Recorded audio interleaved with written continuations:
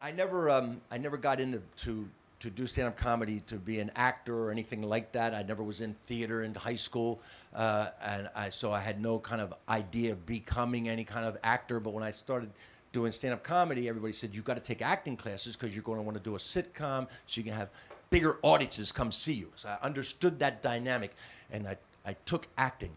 Now I took acting from a guy named Jeff Corey was the first guy that I took acting from in Los Angeles. Jeff Corey was a famous a guy who was blacklisted in the 50s. He did a lot of small roles, like he was in Butch Cassidy and Sundance Kid. He played the sheriff, to tie me up, make it look good. He was a lot of roles. A very well-known acting coach and actor. So I go to the first class with him, and he comes out and he tells this whole class, so everybody, these actors, men and women, and young actors, and he says, what I want you to do first, before we do anything in here, is take out a pen and paper and write down what you would do if you weren't going to be an actor. What other thing would you like to do if you weren't going to be an actor? Now it's easy for me. I just wrote stand-up comedy. Done.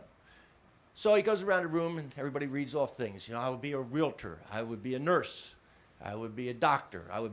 And he'd go, do it. Do it. Go do it now. If you wrote down anything besides actor, go do it now, because eventually that's what you will do. If you have anything in your mind you think you could do besides acting, you will eventually do that, because you will get rejected so much that that's what you'll end up doing. The only ones in my mind who make it in this business as actors are the ones who think they can do nothing else. There's nothing else they think they can do. You have to have that kind of desperation and singleness of purpose in order to become an actor, a successful actor in Hollywood. And I thought, wow, I'm okay, because I don't want to be an actor. I just want to be a stand-up comic. And it was absolutely true. I never got into acting. I never got out of acting what I got from stand-up comedy. When I did stand-up comedy, I felt totally in the moment. No past, no future, totally in the moment. It was the biggest drug of my life, and I loved it so much.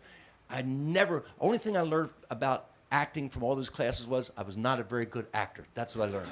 I never got in a moment. I would be self-conscious. I'd be listening to their lines going, when's my line? When's my line? When's my line? And then I'd go, why's my hand moving? My hand's moving. Why is it moving? I got to stop it.